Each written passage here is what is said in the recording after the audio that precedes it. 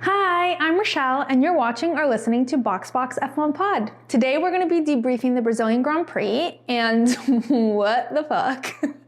I feel like I've lived about several decades throughout this race. I feel like tired. I feel like I was racing and I wasn't. It just felt like the longest experience of my entire life.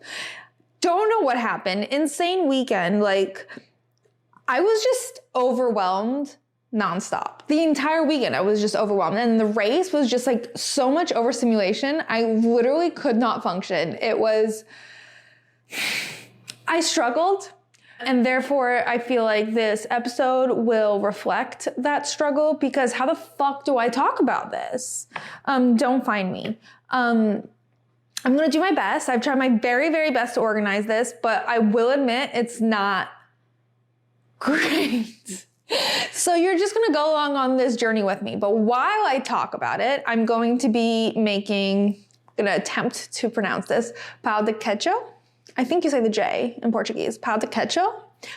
Brazilian cheese bread, if you've ever had it. It's literally my favorite thing in the world. I think I made it a couple of years ago for the Brazilian Grand Prix. Literally, I could eat, this could be my main food group, honestly. If you're gluten-free, it's gluten-free. It's not dairy-free though, so it's very much reliant on cheese. So I'm gonna be making that while I discuss the most insane weekend of my entire life. So without further ado, let's kick off the digital warm-up. Lap 1, F1 news. While I do F1 news, I'm going to pour all of the things that need to come to a boil into the pot. Last week in Mexico, Charles accidentally said fuck, like I've just said like 8 times during the intro, but how else are you supposed to describe this race?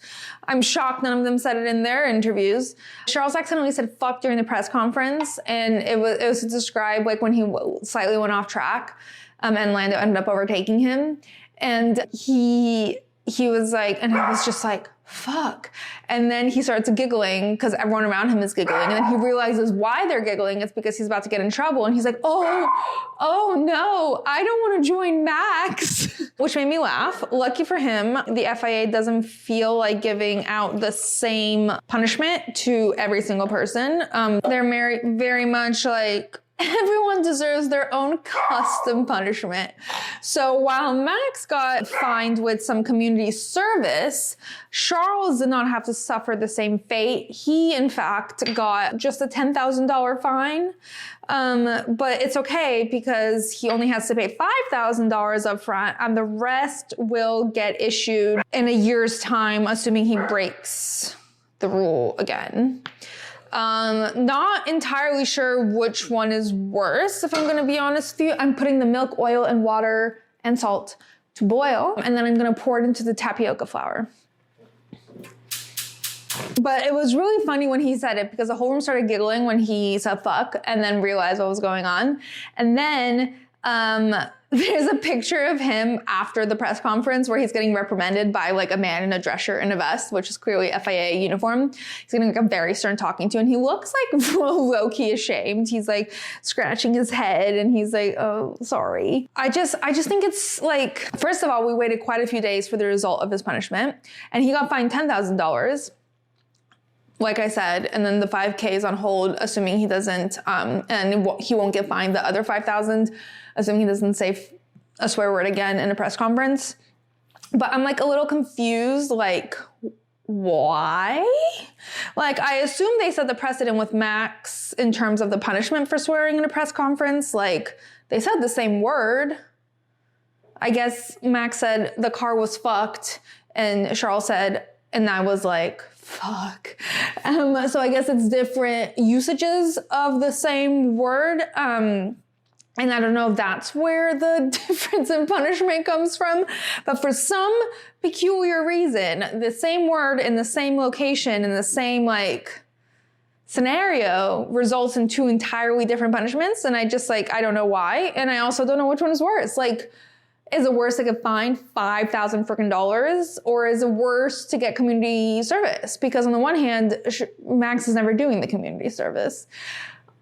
I don't know how fines work. I don't think we all get like alerted when someone has paid their fine, but I assume that Charles does have to pay his $5,000 fine, which I guess in that situation the fine is worse. But like for some reason the community service feels more shameful. Like it feels more like offensive to assign Max Verstappen community service versus just a fine, even though I feel like it's definitely worse. It's 100% worse to have to pay $5,000 for saying fuck. That's an expensive swear word. That's like a hard thing to like, especially when you're frustrated, which is what they are usually in press conferences. Or like, he was literally asked, how did you feel? What were you thinking when you went off track? And Charles was like, well, I was thinking fuck. Makes sense. I don't know. I think it's dumb. But anyway, moving on, as president of the Drivers Grand Prix Association, or whatever it's called, George Russell is now, I guess, officially the spokesperson for what the drivers decide in meetings. And he mentioned that, so after Austin, and the weird thing with Max and Lando and everyone was like, we need better, more clear, we need to change the rules, basically. All the drivers voted, and apparently 19 out of 20 drivers agreed that the rule needs to be changed, assuming it's incorrect. And so he said that the punishments that Max received in Mexico were a result of that decision. But he did clearly very intentionally specify that only 19 out of 20 drivers agreed. So of course, natural follow-up question to that is who didn't agree? And everyone automatically assumes it's Max, when I think it's very obvious it's not, because Max has been one of the most vocal people about changing the rules to be more clear and more precise. He's basically been like very open about him exploiting the loopholes in the rules and saying that the FIA should be much more clear in how they assign punishments and what the rule actually is. So like he was very willing to exploit the rule as it existed, but Max also feels like a very like rule-abiding person. So I just feel like there's literally no way he voted against it. I have a feeling that someone who's like out next year or like super old, I don't know. I feel like Kevin Magnussen, and I've seen a lot of people talk about this, and I kind of agree that I kind of feel like Kevin Magnussen might have just done it for the bands. Like, he's not competing next year. He loves to cause chaos. It kind of tracks that he'd be like, I vote against this, even though he knows it's going to pass, which is probably why he voted against it. I feel like if it was like 10-9, he wouldn't have risked it or something like that. But like 19-20, when every single driver voted yes, he's probably like, actually, I'll vote no, just for the shits and giggles. Wow, this would be a very expensive episode if I was getting fined for every swear word. Another thing that's come out in the last couple of days is that there seems to be a Instagram for the Drivers Grand Prix Association, whatever it's called. I keep forgetting the actual name, which obviously George organized, and all the drivers have followed it pretty much. And everyone's just curious what it's going to be used for. Anyway, moving on, curious to see what that's for. And I really hope someone asks him, because I feel like this is prime information. Further on in F1 news, we're going to talk about the rumors. Oh my God, I can't remember the quote. If anyone watches Salt Lake City, what'd you say? The rumors, the lies. Did she say lies? Whatever. She said something about rumors. There's a rumor that Franco is going to go to RB with Yuki. But there's also a rumor that Franco is going to Red Bull. But then there's another rumor that Franco is staying at Williams and Carlos is going to go to Red Bull. All fascinating rumors. I think it was definitely fueled by the fact that Christian Horner was seen leaving the Williams hospitality, and everyone's like, well, see, he was clearly offering Franco a seat. One of the comments is like, he was obviously wishing his condolences for the passing of Franco's grandfather. Which, by the way, yes, Franco's grandfather did pass this weekend, and there was a lot of really sad videos of him like leaving the hospitality crying. Like, it was clearly a very difficult weekend for him. track stuff aside. But I just found it really funny that anyone thought that Christian Horner was actually going there to pay his condolences to Franco when they probably not met prior to this. All right, lap 2, off-duty F1. So Carlos celebrated his post-Mexico GP win because obviously his entire family was there. He went on the whole thing, how this was the first time his mother has seen him won and how it makes him so happy. So he went out to celebrate with his whole family, including Kako, our fave. And there were some videos posted about him. Lando was there with his family celebrating. They had a whole mariachi band. They were like in a private room at a restaurant. So in addition to the restaurant where they also had like a mariachi band and it was like, it looked super fun. After the restaurant, he went out to like a club with, there's a cute video of him reminding Rebecca to go put on a sweater. She's like, it's gonna be warm in there. He's like, no, you must have a sweater. And she's like, but it's gonna be warm in the club. And he's like, no, you must get the sweater, go get your sweater. So he waited for her to go get her sweater. And they were like partying in the club. He's never looked more like rich guy gone wild, very old money. Someone said to me this weekend that Carlos has always given them a pretentious vibe. And I like don't get that. Besides his aesthetic and the way he dresses, he doesn't seem pretentious to me at all. But I think he just gives off like an old money vibe, and that's what people are feeding off of. But so he went to this club, and then there were videos of him partying at the club, and then there were videos of him leaving the club. And by the way, his father went to the club with him. Just putting that out there. I think that's insane. And kudos to Carlos Sr. for having the stamina for that. I don't have the stamina for that, and I'm Carlos's age. So he was asked about it during an interview, because obviously we saw all this footage, and it was obviously fan-filmed footage. And he said, we went out to a club, as you guys have probably seen on social media, because nowadays you can't do anything without being posted on social media. It was a bit annoying to have 15 cameras on you while having a fun time, which from here I would like to recommend people leave phones aside when you're having a good time. Don't be that guy on a camera filming annoyingly. Just enjoy the party. Shake hands with me if you want. Give me the congratulations. Come and join me and party, but keep your phone in your pocket if you want to be seen as welcome. And I totally get that. And I fully agree with him. I do understand the fans who wanted to film with him and be like, oh my God, I saw Carlos. And I think it's really funny because from like a fan POV, you always think you're being subtle.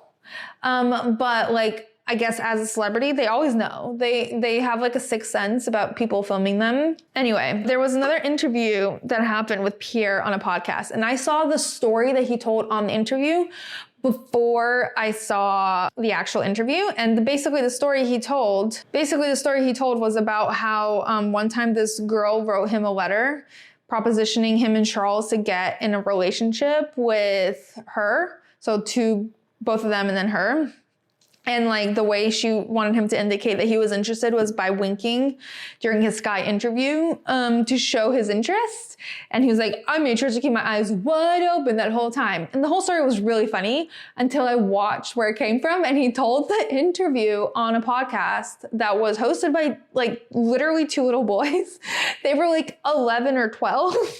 And like Pierre, hilarious story. Not the time or place. Like, I was watching these boys' reactions. They're trying to react all cool and stuff, but they're probably like, what does this mean? I'm about to add eggs to this dough, and I'm gonna crack them based on, I don't know if anyone's seen this, but there's a new movie called We Live in Time with Florence Pugh and Andrew Garfield. And one of the things she says in the movie is that you always crack your eggs on a flat surface. So you know what? No more cracking on the side of this bowl. I'm cracking directly on this flat surface, which is actually what I've been doing for the last week since I saw the film. All right, moving on. Liam Lawson he is now on his third week of fighting Spanish-speaking drivers for literally no reason. I don't know where this is coming from or why he's decided that these are the people to have beef with, but he has beef with Fernando and Checo. And then in another interview this week, Charles clarified, do you remember last week where I was like, everyone's talking about Charles being mad at Carlos, and I feel like he has absolutely no reason to be mad at Carlos, so I don't understand why this is happening, but like, I guess there was this weird moment between them. Charles is clarifying on that moment, and he was like, I hate what's going on online right now. It sounds like I'm really pissed at Carlos, judged by like a half a second of me passing by him, even though I just congratulated him like 2 minutes earlier. I was not mad at him, especially because I actually did not know what he had said on the radio at the beginning of the race. So like the moment that everyone thought I was mad at him for, and was ignoring him for, I didn't even know that happened. And I also was not mad about it. So he's just like, this is stupid. And he's like, I wish people would stop making up stupid things. So I feel vindicated because I definitely did not believe that he was mad, and I couldn't understand why he would be mad. All right, lap 3, trackside at Interlagos. So in case you didn't watch, Kevin Magnussen got like a really bad stomach flu, so he was absent the entire weekend. Ollie Bierman took his place for the weekend, and poor fucking Ollie Bierman. This was not the race I think he wanted to replace Kevin for, but I think Kevin was also relieved he was not part of this race. Also, Fernando Alonso also had the stomach flu, but he only missed media day. So he was back for the actual race, though I think he probably also regrets it. He was back for not just the actual race, but for any racing in general. All right, so I've mixed the egg in, and I'm gonna add the cheese slowly. Lewis got to drive Senna's car, which was really wholesome. I know he has a really good relationship with Senna's family, and I think he's their driver of choice for these things. Rebecca Andrade, the Brazilian Olympic gymnast who won silver, she got to wave the checkered flag, so she was there. That was really cool. So in the media day press conferences before the race, they've like really like skimmed down, but it was Lewis, Franco Colapinto, and Lance. Lance was so checked out this entire weekend. Like, it's almost no surprise how his race went. And Franco was just fangirling over Lewis the whole time. And I think Lewis really likes him. Lewis loves mentorship-like opportunities. And I think Franco was like, oh my God, I'm next to Lewis Hamilton. He actually posted a hilarious Instagram grid post of him, like someone had captured him walking behind Lewis and like trying to sneak a photo of him. And then it was like that. And then the next slide was him sitting next to him at the press conference. And Franco's so good at social, and Franco's just so charming and like lovely. He's just lovely. He's got such a long career ahead of him, and I think he's so hard to dislike. Like, Liam Lawson has already made so many enemies. Franco has made 0. Franco has exclusively made best friends, and I just love that for him. But Sebastian Vettel was there. He hosted an event in tribute to Senna with all the drivers, and it was so cute. There were some drivers missing. I can't remember everyone who was missing, but the ones I do remember was Red Bull, because they had been booked for different media things at that time, and everyone was like, of course Red Bull's not present, like they don't care about Senna. Like, please. But there was like this giant helmet in the middle of the track that it basically looked like a giant piñata, but like they could walk into it. It wasn't a piñata. It just looked like a piñata from the outside. And they all took pictures in there. Seb took pictures with all the drivers, and he's like, let's do fun with the new drivers. Or I assume he said that because there was a picture of him with all the little baby drivers, and it was really cute. And he also did, I think they did like a track walk through Brazil, and it was really cute because there's like a video, I think F1 actually posted it, of him like walking the track and like beckoning people to follow him, and it's like all the drivers just like trailing behind him, and it's like, Seb's leading a field trip, and it was just really cute. Finally, there was a group of fans watching the race outside of the track, and there were like just giant TVs outside of the track. And there was like a zoom in on Carlos taking off his balaclava. And the way the girls shrieked was hilarious. Like, it was just like a deafening scream as soon as he like took off the balaclava and like shook his hair out. It was hilarious. It was very funny. Carlos is for the girls, for sure. Anyway, with that, we conclude our digital warm-up. On to the race rhyme. OMG, what a weekend in Brazil. This weekend literally had no chill. First, the sprint race, which was super fun until Oscar had to give Lando first. Then with quali on Sunday, drivers had to get up at like 7 a.m. and they were like, this is absurd. Then quali itself had like 5 red flags and non-stop incidents each session. And this was after we waited for the rain to stop pouring with such aggression. When it was finally time for the lights to go out and for them to all go, Lance beached himself on the formation lap and was like, I'm a pass. You have fun though. Then we had some breaching of starting procedure and the FAA being like, we'll deal with this at our leisure. The sequence of events that followed the lights finally going out were so absurd and chaotic, I'm not really sure what to talk about. The pavement was bumpy, so backs were hurting from all the extra motion. Not to mention there was more water on that track than the damn Atlantic Ocean. The least shocking thing that happened all day was that Lando lost the start to George. I know, right? No way. Nico Hülkenberg accidentally went off track issuing a VSC. He got a little pushback onto the track, which got him disqualified from this Grand Prix. Lando and George pitted at the worst time, which messed up their track positions for real. Then there was a safety car, just because, before it was followed by a red flag, bringing a short pause to this whole ordeal. That was caused by Franco crashing into the wall, which means his race was finito. This was a tough weekend for him, and this race was a little too much for Franco Colapinto. Lined up, rolling start, and action. Just kidding. Let's bring out another safety car. That seems fitting. This time it's Carlos Sainz in the barriers. He's out of the race, and it's a blow. Because what the fuck are these inters, Ricky? Hello? By the way, I forgot to tell you that Max went from P17 to like P6 before the first half of the race was done. And by this point, he's sandwiched between 2 Alpines gunning for number 1.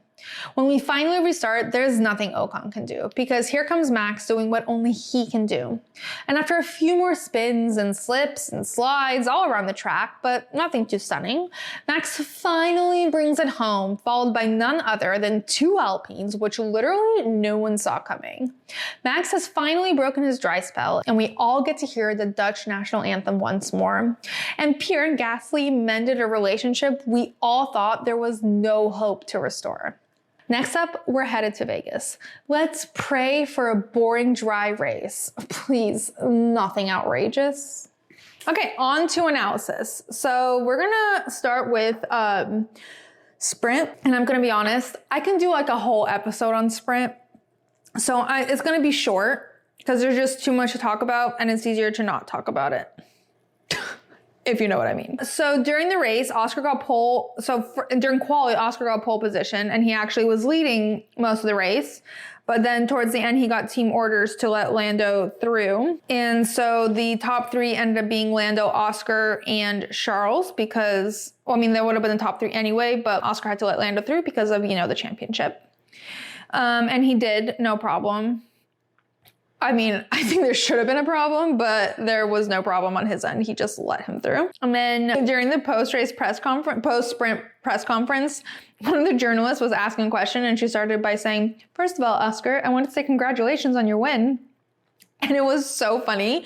Oscar went, I don't know what I won, but thanks. And Lando and Charles are both cackling. And then during his next answer, Lando was like, "By the way, I don't like winning like this, and I'm glad you congratulated Oscar because he won the race." Team orders are super awkward. Moving on to quali, it was raining so hard they had to postpone.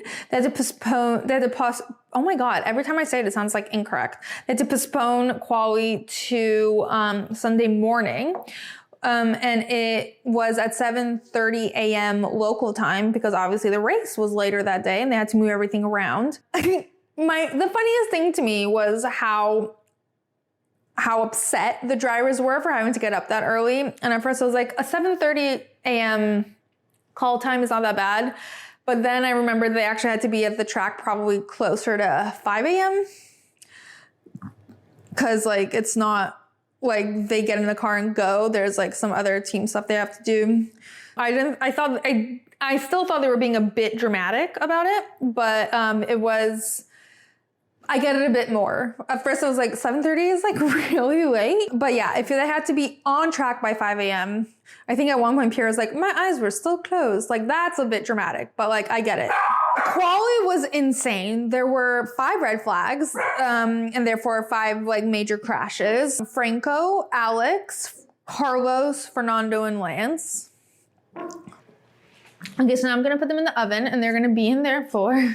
Both Fernando and Alex crashed out in Q3, which left only like 3 minutes for people to set a time. And Max, by the way, ended up qualifying in 12th, which happened because there was another red flag. And apparently there was like a 50-second gap between, not 50-second, but there was a really big gap between the crash happening and the red flag being issued. And people were complaining that it was in favor of McLaren, and Max was definitely not implying that, but he was definitely saying that like it shouldn't have been that long to wait. And he also said in the post-race press conference that he was so angry after qualifying that he was like about to like break half the garage, but he didn't, obviously. But he also said that anger probably motivated him to perform as well as he did. But he also gave up on fighting. And like he said it in his first few interviews, he's like, you know what? I don't give a fuck anymore. Like I just do not care. And he, by the way, had a 5-place grid penalty because of engine changes. So he ended up starting in P17, even though he qualified P12. Alex crashed also. He was one of the P3 crashers, and his car was not going to be fixed in time for the race because obviously it's all on the same day. And it's like a lot of pressure for the engineers, especially for like Williams, for example, where both Franco and Alex crashed. So it's like double the work. I know they have their own set of engineers, but it's still like a lot of work. And I feel like Alex's car was like beyond repair. So they like knew from the beginning. The only open-ended question I have, and if any of you have the answer, would love to hear it, but I don't understand why Alex, who ended up qualifying 7th, the spot was left blank on the grid. Like they left that part blank, and I just don't really understand why. Do you know what I mean? Like usually people move up, no? Yuki got P3, which was very exciting, and also was absolutely hilarious to see the top 3 line up for their picture for the qualifying whatever. Because it was literally like, you know, where it's like George is like super, super tall, and then Lando is like a little shorter than, like you think Lando's short, but then you put him next to Yuki and he's like tall. During one of the breaks, by the way, like, cause there was a lot of breaks cause it was still pretty wet, they were showing like fun facts about now I'm like confused if it was during the sprint or during qualifying. I think it was during qualifying. Or maybe it was during the original qualifying while they were waiting. It's all meshed in my head. This weekend has been crazy. But during one of the breaks, waiting for the rain to pause, they were showing like fun facts about the team principals, and they showed something about James Vowles, who obviously was super boring, which I used to find endearing. Not anymore. And they showed something about Fred, and Fred said that he loved ice cream. Like his favorite food, ice cream. And then it said what he would be doing if he was an F1 team principal. And he said running an ice cream shop. And it made me laugh. During the original qualifying, Stefano was doing an interview about why they were canceling qualifying. And Lewis literally interrupted his interview mid-recording and was like, hey, if you give us better wet tires and then better tire blankets, we could be racing right now. And Stefano was like, haha, okay. Lewis was also recording a lot of his cute aesthetic videos of the rain during the qualifying, to the point where Mercedes stole his video of him, like he was like squatting in a puddle, like filming the rain coming down. Mercedes stole the video and posted it on their own account. And Sauber did like a pretend weather forecast. Everyone was doing like crazy shit. Everyone was so bored, and it was like really fun. Someone started floating rubber ducks. I can't remember who it was, but like in the puddles, they were floating rubber ducks. Which reminds me, tell me, Harry, what exactly is the function of a rubber duck? Oh, all the Harry Potter fans. Anyway, so the starting grid is as follows. Lando, George, Yuki, Ocon, Lawson, Charles, Alex, who's not racing, just a blank space, Oscar, Alonso, Stroll, Bottas, Checo, Pierre, Lewis, Ollie, Franco, Max, Nico, Guan Yu, and Carlos. Max was penalized 5 positions for use of additional power unit elements, which is why he started in P17 instead of P12. And Carlos was required to start from the pit lane after additional power units and gearbox elements were used. So before I head into the race, I'm going to freeze these. So I have some of them in the oven, and then the rest of these I'm gonna freeze so I can bake at a later time because I'm obviously not gonna eat all of them right now. BRB. All right, race. So again, this was the most chaotic experience of my entire life, and case in point of it being the most chaotic experience of my entire life, there was drama before the race even started. So during the formation lap, Lance managed to beach himself. He had gone off the track during the formation lap, lost it on the brakes or something, and just like spun out. He tried to reverse it, and for some reason reversed himself onto the gravel. So he's beached. And it's really sad because engineers just worked super hard to fix this car. Like in that amount of time, they had like a couple hours. There is the theory that Lance did it on purpose after seeing the conditions of the track. He's like, not today. The conditions were insane, but also like Lance, suck it up. Okay, so given the fact that Lance is beached in the formation lap, there is an aborted start. And for some reason, Lando decides that an aborted start means he needs to do another formation lap, which is actually not the protocol at all. And so no one actually knows why Lando's just gone off, but George is like, well, if he's going, I'm going. So Lando went off, and then George went off, and then Yuki and Liam were like, okay, I guess. So they went off. But like half the track, the rest of the track is still like standing there. And then Pierre and Ollie Bierman drove around the cars parked in front to do their formation lap, but everyone still stayed in place. And then they played Max's radio, who was like, this isn't protocol. And his engineer was like, yeah, they breached protocol. And Max eventually starts moving, but it's because he's told to move. And his engineer's GP's like all this confusion was caused by the front of the grid. And Max did the right thing by staying still. So basically, the rule is when there is an aborted start, you stay in place and your engineers and like the whole team come and like to your car, basically.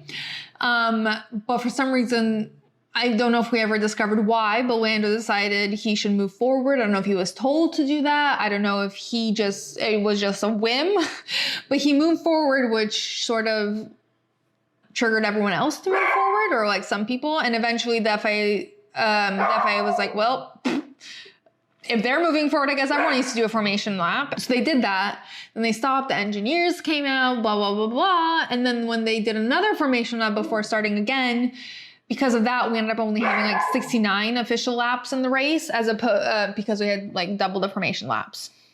So at the beginning of the race, Lando ended up being noted for starting procedure infringement or something like that. In the beginning, it was just Lando.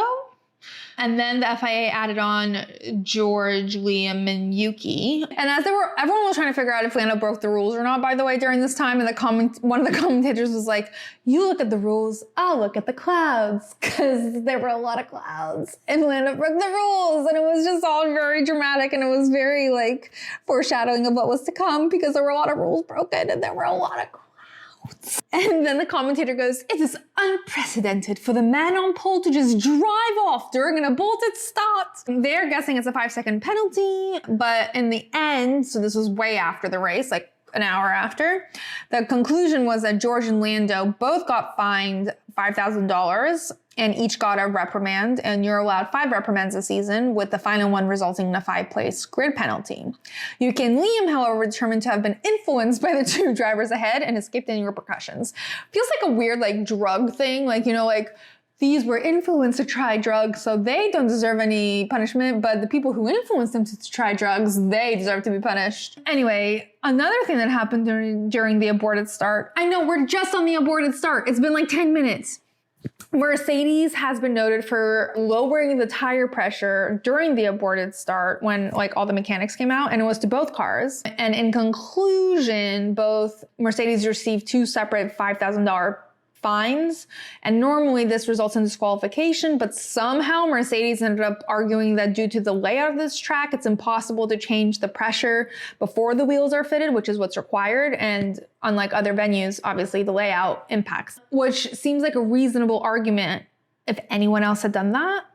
Like what, or if they had done that at the beginning, like before the start, and like they had to put on the tires and then fix the pressure, which you're supposed to fix the pressure before you put on the tires. I don't know why they're the only team to have done it during the start. That's weird. And that it got dismissed, also weird, but it did. So moving on. During the start, the actual start, Russell overtook Lando, classic. I really hope next season, as much as Lando annoys me, I need him to be a title contender, like officially. I need him to get his shit together.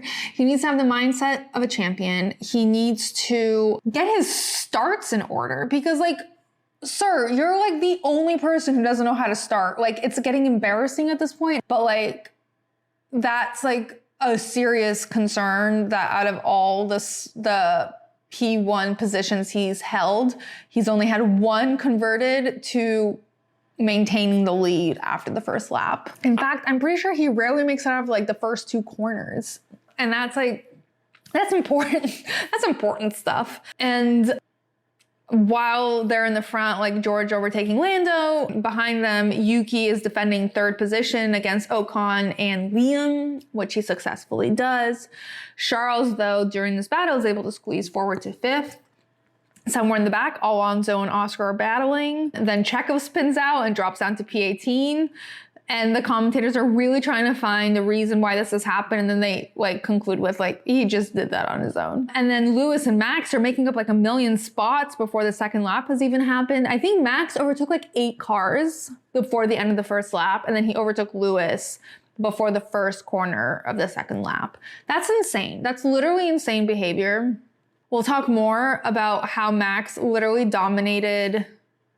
It was like AI was controlling him. Like it was a flawless race in like the absolute worst conditions. And it's super impressive. It's so impressive.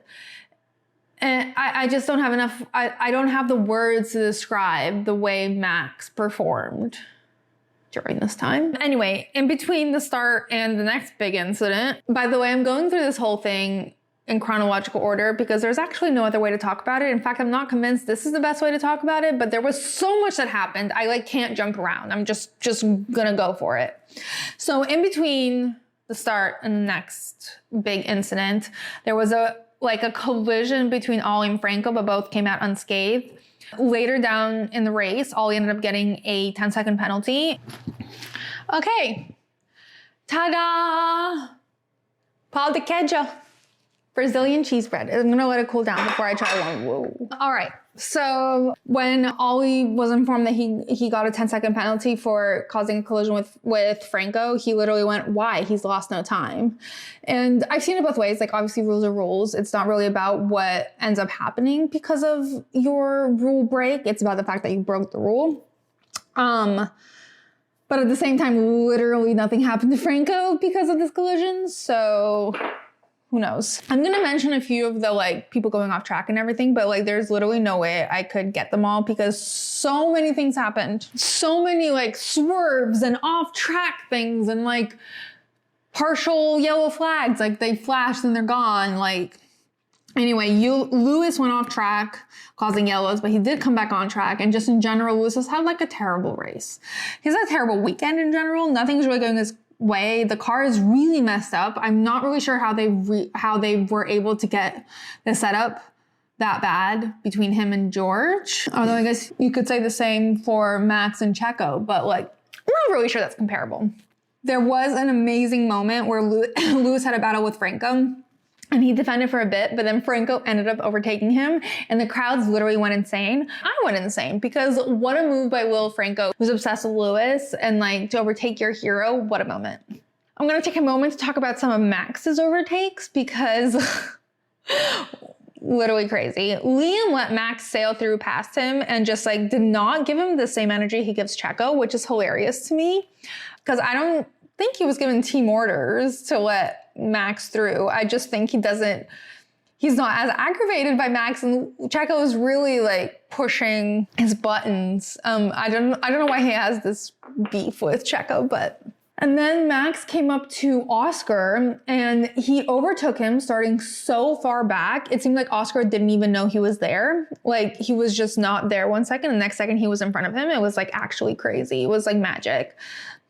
Some people were saying that it was like Oscar just let him through, but I didn't see it that way. It kind of more felt just like Max took him by surprise, and based on the post-race press conference, media pen interviews and stuff, it kind of seemed like Max broke super late and there was literally nothing Oscar could do, specifically in the wet. If there was dry conditions, he probably would have been able to defend a bit better.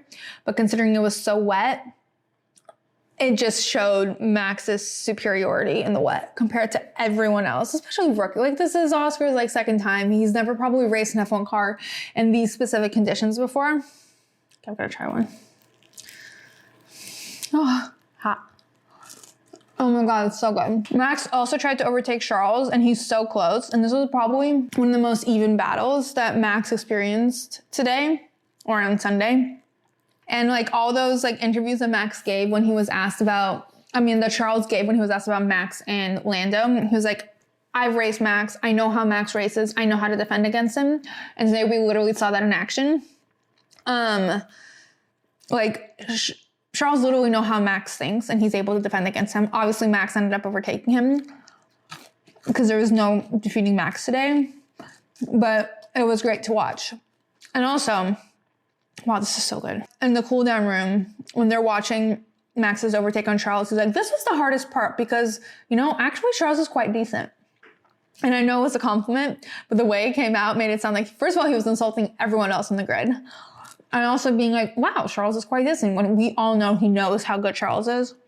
It was just really funny. But I just need Lando to take note of how Charles is behaving and how he fights Max because he really needs to start learning it. He said in an interview that like he's not the one who needs to change how he races. Max needs to.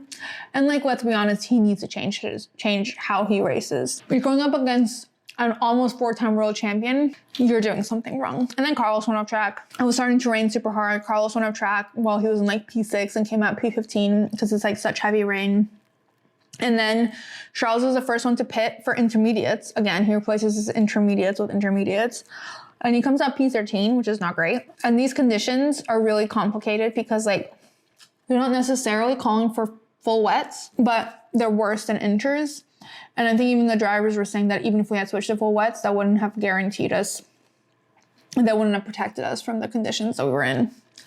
So then we got a virtual safety car. And this is because Nico has beached himself on the banking and he was pushed back out by the marshals. That's not allowed. You can't have external help to get back into the race. He got shown the black flag, but he didn't seem to really realize it until he was back in the garage during the red flag. The black flag generally the black flag is for disqualification, but according to the rules, it's generally not shown during the race. It's shown after the race, and the disqualifications applied after the race.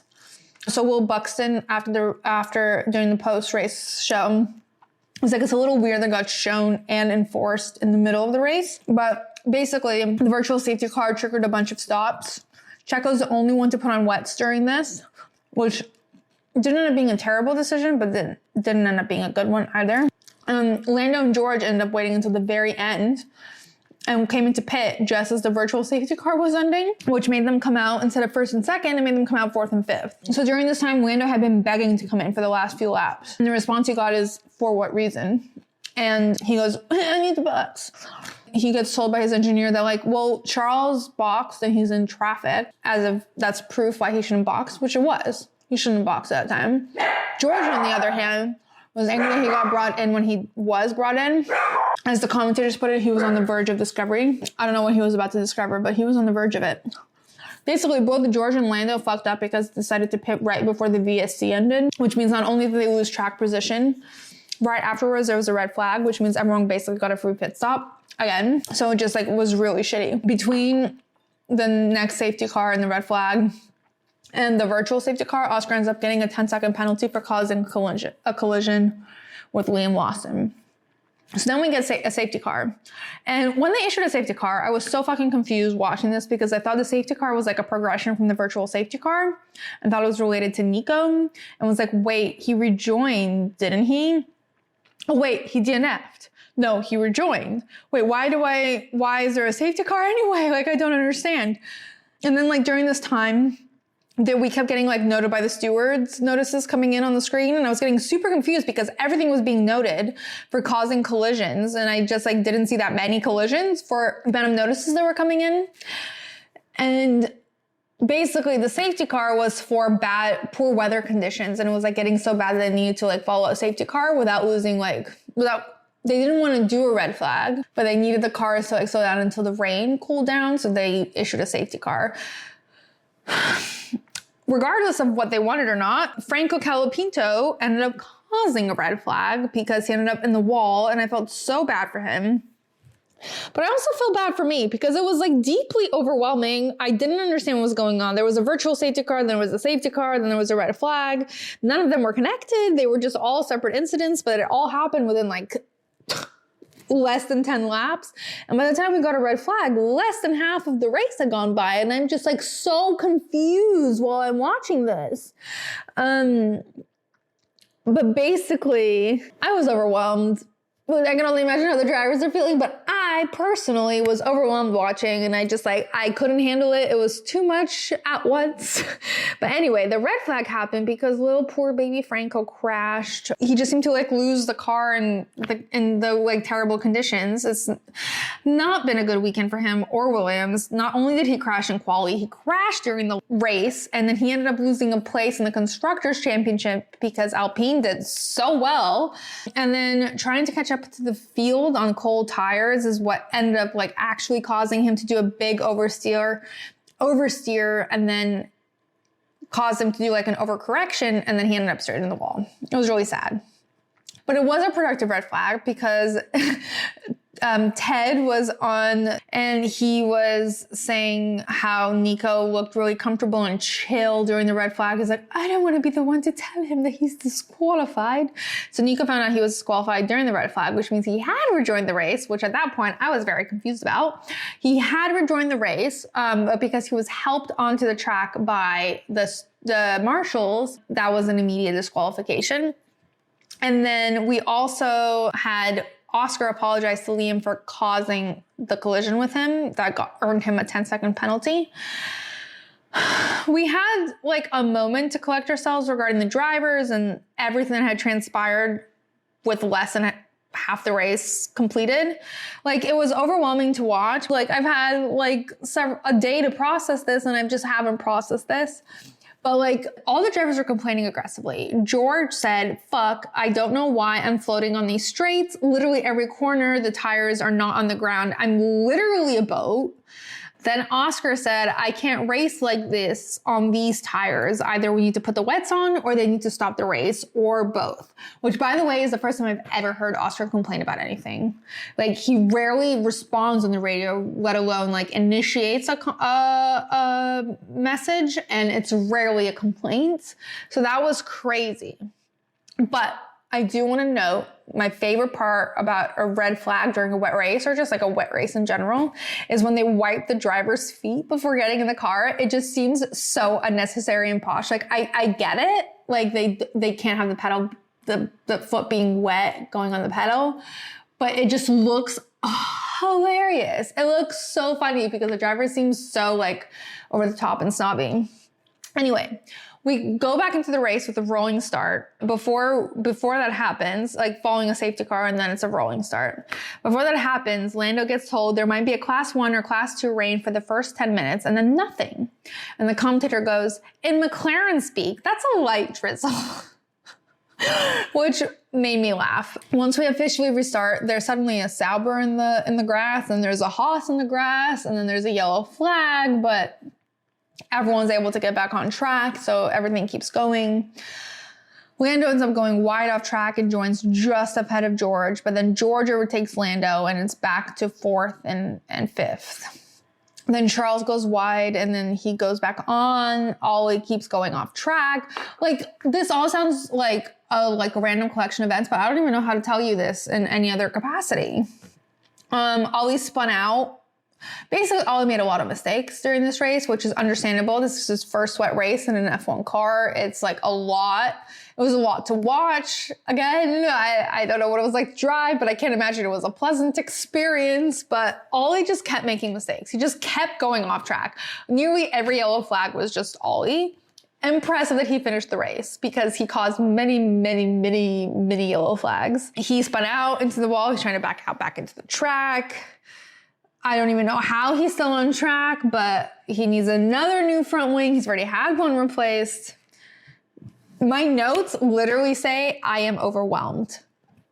And reciting this back, I'm still overwhelmed. This is not the best analysis, but like, it's almost like there's nothing to analyze. There's just like me recounting what happened because it was crazy. Because then, not even like a couple laps later, we have another safety car because Carlos is in the wall. After the race, he had to go see the stewards because I believe his car also got touched by the marshals, which is not allowed. Like he was in the wall. He tried to re-enter. The marshals tried to help him like get out of the car and everything, but he was trying to reattach his steering wheel so that he could re-enter the race. But because the marshals had touched his car, he couldn't re-enter the race. I don't even know if his car was in a position to re-enter the race, but he was certainly trying.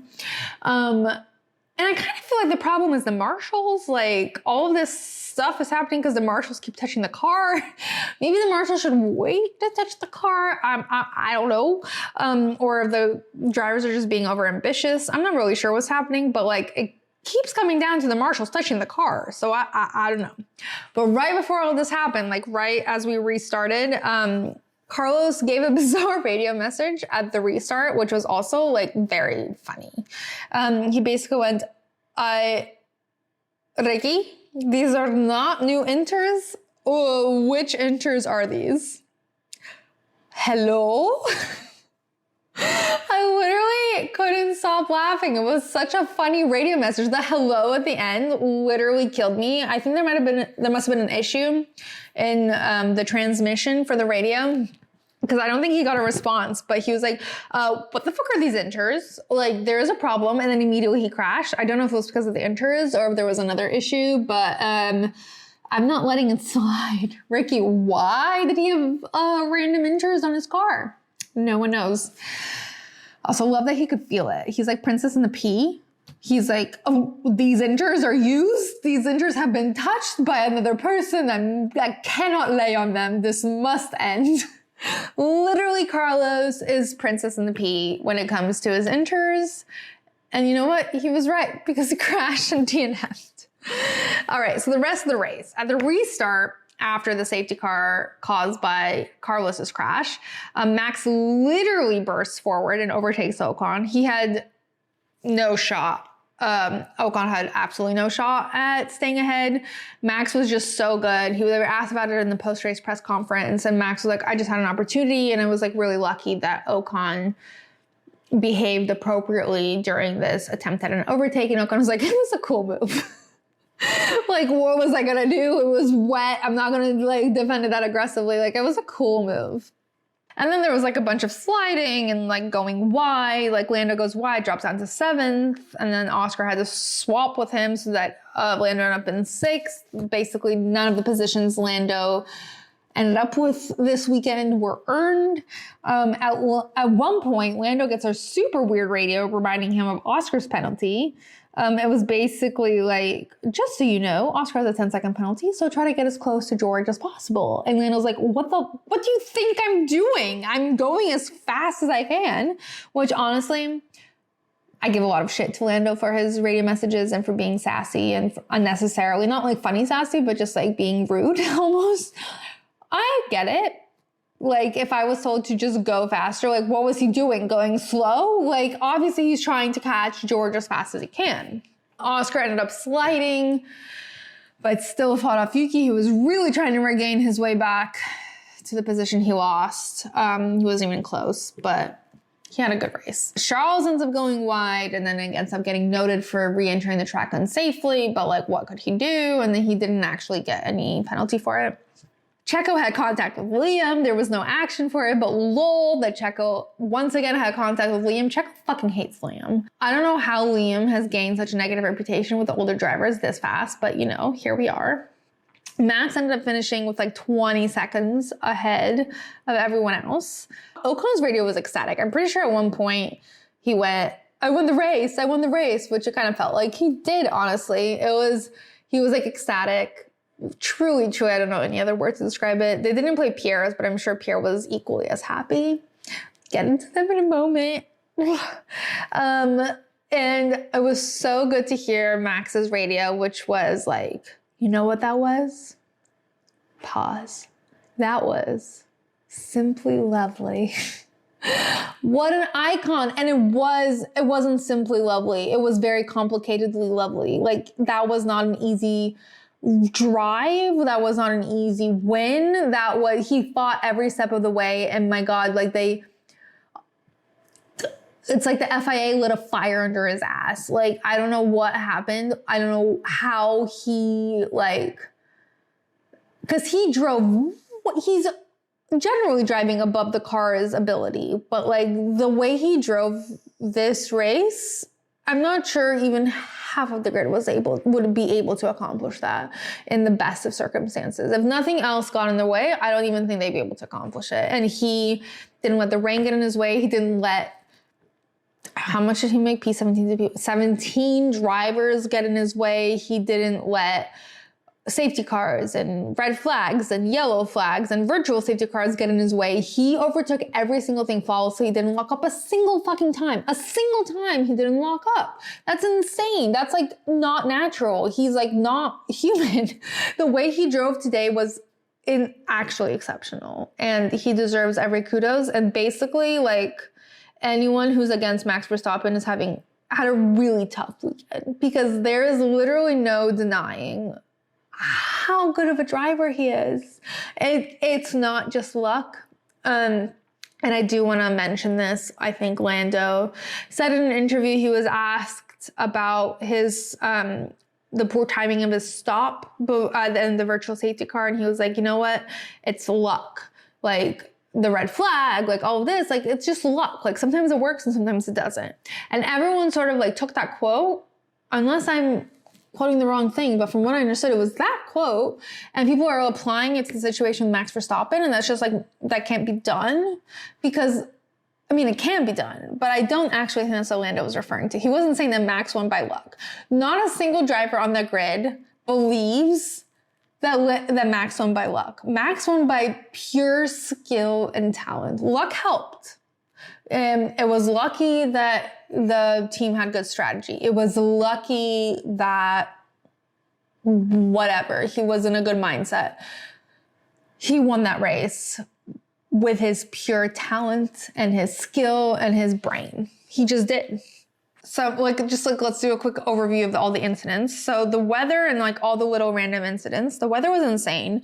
People were like flying off track half the race, to the point where I've just like lost how many people ran wide or almost at the barriers, or like were issued like a 2-second yellow flag. Like, there was just so many.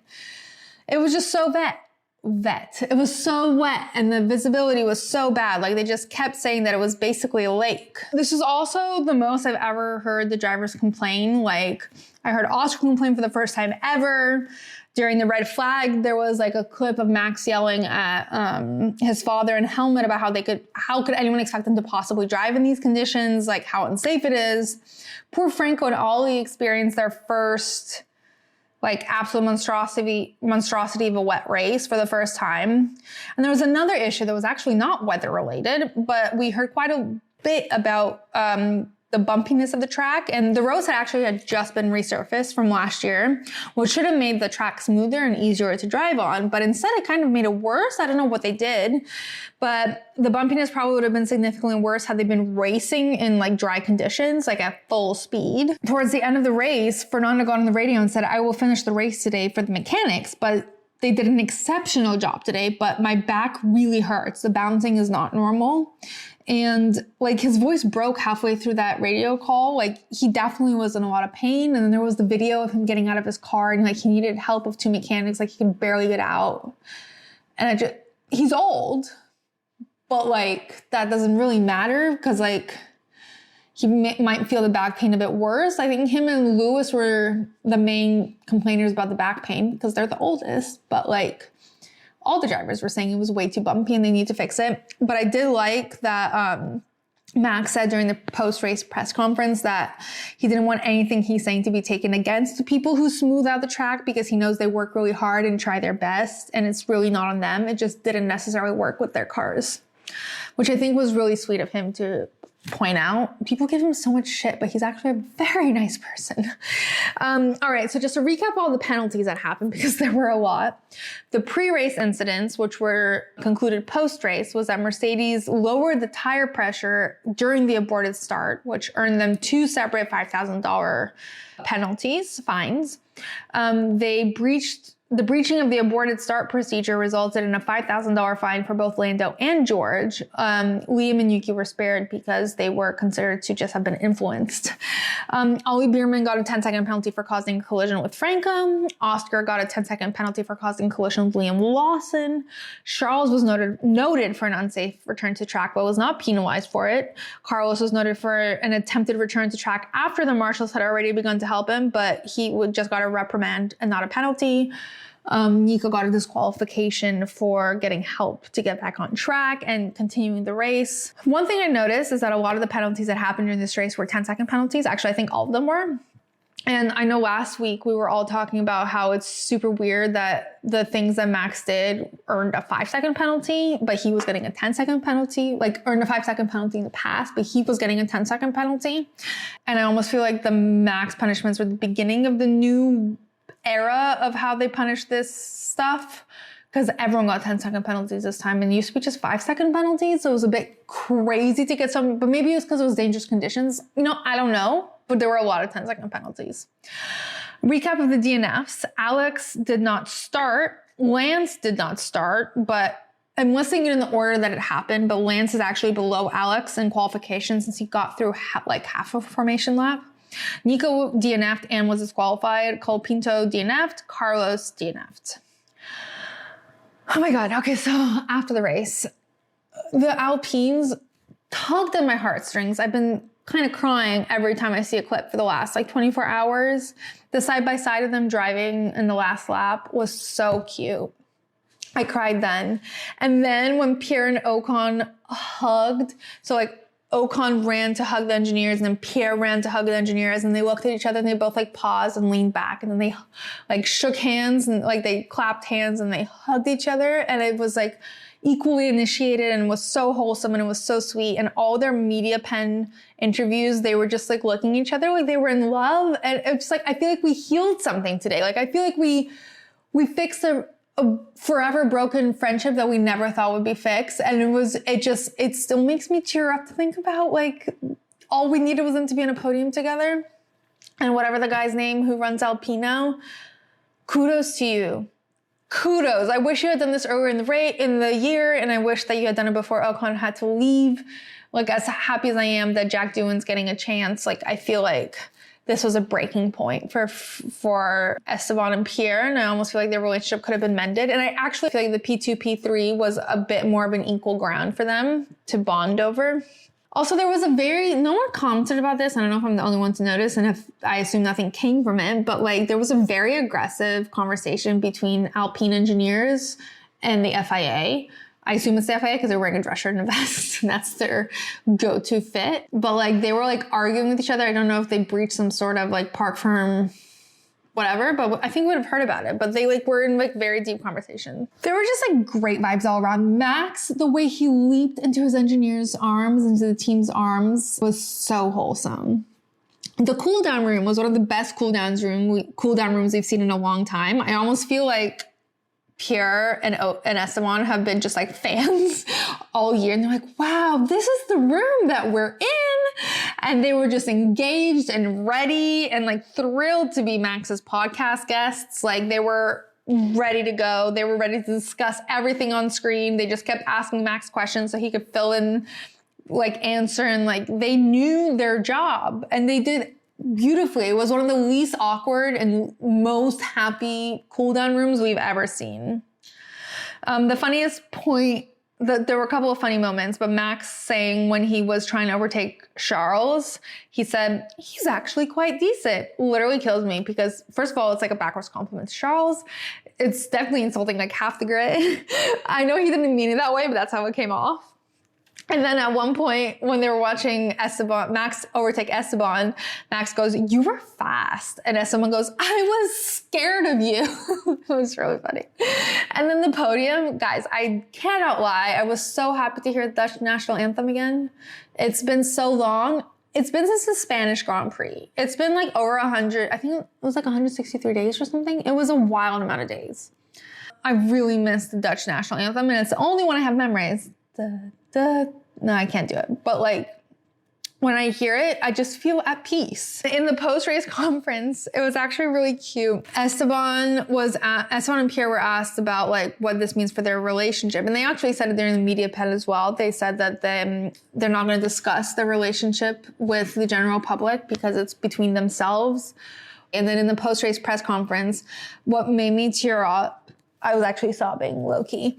But what made me tear up was Esteban saying that of everything that happened that day, he's most proud of his relationship with Pierre, and how the last lap when they were side by side gave him a flashback of them as, oh my God, of them as children, like training, because they both said that they used to go to the track together in the like dead of winter in the freezing cold to learn how to drive in the wet and the snow, and it was just them two on track. And like, they like remembered how they used to like run to the car to heat up before going back out on track. And Pierre was like, our relationship is our own, but this is extra special because we trained for these conditions together.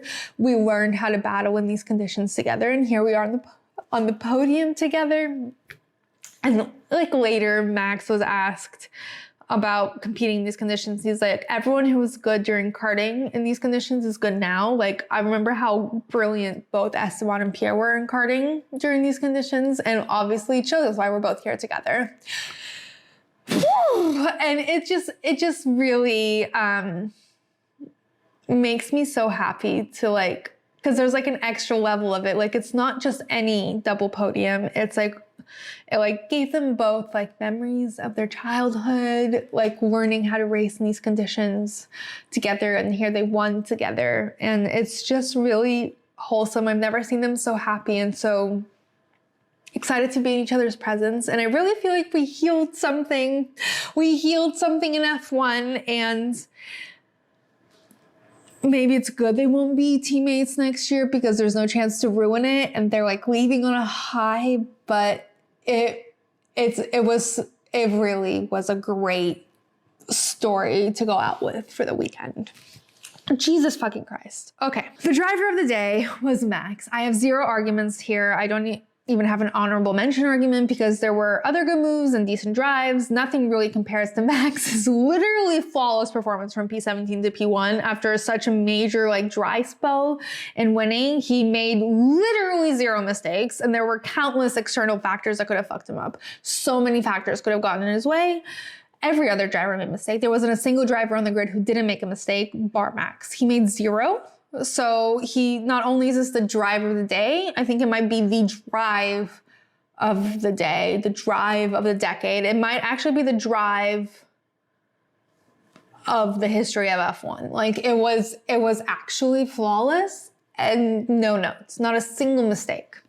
And of course, the other driver of the day is Pierre's and Esteban's relationship. Dick in the box, the rain, like, I don't really know. This might be the longest list of investigations and most like varied list of investigations that the FIA has ever had. Not verified, that's just me guessing, but like, it was a ridiculous list of investigations, and they were so different every time. The whole race was honestly chaotic, and it was almost too hard to pinpoint a specific dick in the box. There was no singular villain. It was just a literal mess from before the lights even went out. That like, there isn't one dick. It was just a lot of little dicks. A lot of little dicks in Brazil. So the final results are Max, Esteban, Pierre, George, Charles, Lando, Yuki, Oscar, Liam, Lewis, Checo, Ollie, Bottas, Alonso, and Joe, with Carlos and Colapinto DNFing, Nico DNFing and being disqualified, followed by Albon and Stroll. The standings are Max with 393 points, Lando with 331, Charles with 307, Oscar with 262, Carlos with 244, George with 192, Lewis 190, Checo with 151, Alonso with 62, Nico with 31, Tsunoda with 28, Gasly with 26, Stroll with 24, Ocon with 23, Kevin with 14, Alex with 12, Daniel with 12, Ollie with 7, Franco with 5, Liam with 4, and Guan Yu, Logan, and Valtteri with 0. One thing to note, Pierre and Ocon standings haven't changed, but points have definitely gone up. And Lando was much further away from winning the World Drivers' Championship. There are 62 points apart between them, so it is very, very unlikely for Lando to catch up unless something insane happens.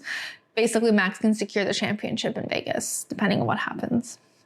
The constructors is as follows: McLaren with 593 points, Ferrari with 557, Red Bull with 544, Mercedes with 382, Aston Martin with 86, Alpine with 49, Haas with 46, RB with 44, Williams with 17, and Kick Sauber with 0.